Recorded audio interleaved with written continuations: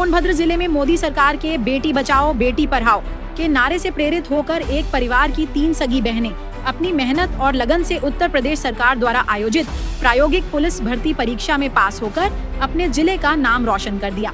ये हौसलों की उड़ान है। जी हां, देश की मोदी सरकार और प्रदेश की योगी सरकार के बेटी बचाओ बेटी पढ़ाओ के नारे से प्रेरित होकर सोनभद्र जिले के कर्मा थाना क्षेत्र के करकी गांव निवासी अनिल सिंह पटेल की 3 बेटियों ने पिता के गरीबी और मुफ्त सलीबी के बीच जमकर मेहनत कर उत्तर प्रदेश सरकार द्वारा आयोजित प्रायोगिक पुलिस भर्ती परीक्षा में अपना चयन करवाकर अपने पिता ही नहीं बल्कि जिले का नाम रोशन कर दिया है। उनके कामयाबी पर हर ओर उनकी चर्चा और गुणगान हो रहा है। यूपी के आखिरी जनपद सोनभद्र के कर्मा थाना क्षेत्र के करकी गांव की 3 होनहार बहनें लड़कियों के लिए रोल मॉडल बन गई हैं। गांव की तीनों बहनों सुमन सिंह पटेल, मंजू सिंह पटेल और आराधना सिंह पटेल ने एक साथ यूपी पुलिस में सिपाही भर्ती परीक्षा पास कर इतिहास रच दिया है। पूरे गांव में जश्न का माहौल है। उनके पिता अनिल सिंह पटेल किसान हैं और माता राजकुमारी देवी गृहिणी हैं। उनके दादा स्वतंत्रता संग्राम सेनानी यज्ञ नारायण सिंह पटेल थे, जिन्होंने देश की आजादी के लिए अपना अहम योगदान दिया था। यह परिवार न केवल अपनी संघर्ष गाथा के लिए जाना जाता है बल्कि अपनी नई पीढ़ी की शानदार उपलब्धियों के लिए भी प्रेरणा बना हुआ है। सिपाही बनी तीनों बहनों ने अपनी प्रारंभिक शिक्षा हंस वाहिनी इंटरमीडिएट कॉलेज कस्या कला से प्राप्त की। आगे की शिक्षा जेपीएस महाविद्यालय कस्या कला से ग्रहण की। गांव में रहकर ही तीनों बहनों ने पढ़ाई और पुलिस भर्ती की तैयारी की, जिसके बाद उन्होंने यह बड़ी कामयाबी हासिल की। यह परिवार और इन बहनों की यह उपलब्धि आज के समाज में बेटियों की ताकत, आत्मनिर्भरता और परिवार के सपनों को साकार करने की एक शानदार मिसाल बन गई है। वहीं पुलिस भर्ती प्रक्रिया में चयनित मंजू सिंह पटेल ने बताया कि सर्वप्रथम 1 से लेकर 5 तक की पढ़ाई हमने गांव के ही प्राथमिक विद्यालय करती में किया। 6 से लेकर इंटर तक की पढ़ाई हमने हंस वाहिनी इंटर कॉलेज में कंप्लीट किया। ग्रेजुएशन भी हमने कस्या कॉलेज से ही किया है, तो मेरी सारी पढ़ाई सोनभद्र जिले में ही हुई है। हमारे परिवार माता पिता ने हमें पूरा सपोर्ट किया। थोड़ा आर्थिक तंगी की वजह से आईपीएस की तैयारी नहीं कर पाई। मुझे आईपीएस अधिकारी बना था, पर तैयारी करती रहूंगी। पहले जब पुलिस भर्ती प्रक्रिया शुरू हुई थी तो पेपर लीक होने की वजह से हम लोग का परीक्षा नहीं दे सके, जिससे हमारा 4 वर्ष खराब हो गया। हम लड़कियों को यह कहना चाहते हैं कि आप लोग भी आगे हैं और ज्यादा से ज्यादा नौकरियों में अपनी भूमिका निभाकर देश और समाज का नाम रोशन करें। आपका सिलेक्शन कांस्टेबल के पद पे हुआ है, तो कैसे ये पद पाया है आपने, कैसे ये परीक्षा दी है? सर, जैसे मैं मतलब हंस वाहिनी यहाँ हंस वाहिनी से इंटर किए, फिर जेएसपी से ग्रेजुएशन किए और पीलीभीत से एनएम किए। वहाँ पे मतलब एनएम का भी तैयारी कर रहे थे और इसका भी तैयारी कर रहे थे, मगर सबसे ज़्यादा फोकस कर रहे थे एनएम पे। और लेकिन हमें इसका मतलब हमें ये हो रहा था कि हम यूपी पुलिस में ही सिलेक्शन हो, क्योंकि मेरे दादाजी देश को आज़ाद किए थे और देश का रक्षा किए थे, तो हमें भी यही था कि हम भी अपने देश और का रक्षा करें। और जो अपहरण हो रहा है और लड़कियों का ये सब हो रहा है, तो उसका सुरक्षा करें और आने वाले जो बच्चियां हैं उनको भी हम शिक्षा दें कि ताकि आगे चल के आप लोग भी अपने मम्मी पापा का नाम रोशन करें। बहुत सारे देखा गया है कि लड़कियों को लोग बाहर नहीं भेजते हैं सुरक्षा की दृष्टि से और अन्य कारणों के, बस कुछ आर्थिक समस्याएं भी आती हैं। तो आपके परिवार में आपका कितना सपोर्ट किया है? हमारे परिवार में हमारे पापा लोग सब सपोर्ट किए। तो ये अभी जब बाहर आप रह रही थी, एनएम कोर्स कर रही थी, वहाँ पे किस तरह की दिक्कतें हो रही थी या कोर्स की तैयारी करने में या आपके शिक्षा में?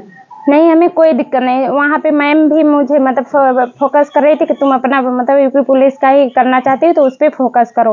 और फिर उस मेरे क्लासमेट भी, मेरे फ्रेंड भी, सभी लोग मेरे पे फोकस कर रहे थे, मेरे सपोर्ट दे रहे थे। आपका नाम? अनिल कुमार पटेल। कहाँ के रहने वाले हैं? करकी। अनिल जी, आपकी कितनी बेटियाँ सेलेक्ट हुई हैं पुलिस में? 3 बेटियाँ। तो कितनी बेटी हैं आपके? 4 बेटी हैं, एक बड़ी बेटी है।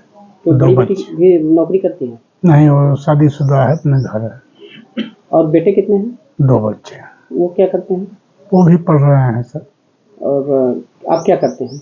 हम यही किसानी खेती। तो कितनी खेती है आपकी? खेती हमारे यहाँ ज़्यादा 8.5 बीघा है यहाँ पर। तो खेती से सब कुछ हो जाता है आसानी से? हाँ, आसानी, इसका कठिनाई का तो देखना ही पड़ता है। तो बेटियों को पढ़ाने में और बेटों को पढ़ाने में आप कितना आपको संघर्ष झेलना पड़ा? बहुत संघर्ष, उसमें तो सारी संघर्ष है, दुख बीमारी हर चीज है।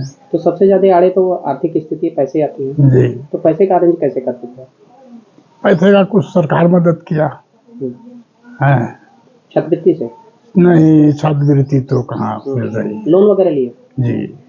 पढ़ाने में लोन लिए? हाँ, कितना ग्रीन लोन कार्ड। लिया था? ग्रीन कार्ड तो है हमारे यहाँ कम से कम 260। तो लोन लिए, लोन लेके पढ़ा। हाँ, जहाँ सामना आर्थिक स्थिति गड़बड़ हुई तो उससे हाथ बटा गए। तो अभी आपकी 3 बेटियां सेलेक्ट हुई हैं, तो जी। इनको पढ़ाने में आप कितने मदद करते थे इन लोग को पढ़ाने में? बहुत सा मदद किए। हम्म। हाँ, तो ये कितने देर तक पढ़ती थी ये लोग? ये सब कम 4-5 घंटे तो घर पे। जी। हाँ, रात में हम्म। और स्कूल। तो आप लोग और क्या इनकी मदद करते थे, जैसे पढ़ाई के दौरान इनका किस तरह से देखभाल करते थे? देखभाल है कि घर पे पढ़ रही हैं कि नहीं पढ़ रही हैं। हम्म। हाँ, जब से मोदी जी हम्म। ऑर्डर कर दिया कि नहीं ऑनलाइन पढ़ाई होगी, 3 लोगों को मोबाइल 6,000, 7,000, 10,000 जैसे पुरुषार्थ था वैसे हमने लिया और सब अपना ऑनलाइन। तो ये लोग घर का भी काम करते थे? हाँ तो घर के काम के साथ साथ पढ़ाई भी जी इन्होंने की? जी जी। अब घर पे बच्चियां हैं तो अब थोड़ा बहुत खाना पीना। अपनी बेटियों को क्या कहेंगे कि इस तरह से आप इन लोगों ने सफलता पाई है, तो अपनी बेटियों को क्या कहना चाहेंगे? हम तो यही कहेंगे कि भाई अब सफल पाई है तो अच्छे से काम करिए, अच्छा शिक्षा दीजिए और लोगों का, पड़ोस का, लोकल बस्ती हैं सभी लोगों को शिक्षा दीजिए कि आप भी पढ़िए और आगे बढ़िए। तो ज़्यादातर देखा गया है कि गांव देहात में लोग पढ़ाते हैं कम है लड़कियों को, वो कम उम्र में ही शादी विवाह करके उनको घर भेज देते हैं। जी। तो ऐसे में आपने इतना संघर्ष किया, तो और लड़कियां भी इसके लिए कैसे प्रोत्साहित करेंगे और लड़कियों को? अब तो भाई प्रोत्साहित तो उनके विचार के ऊपर है, जितना जिसका विस्तार रहेगा उतना आगे बढ़ेंगे।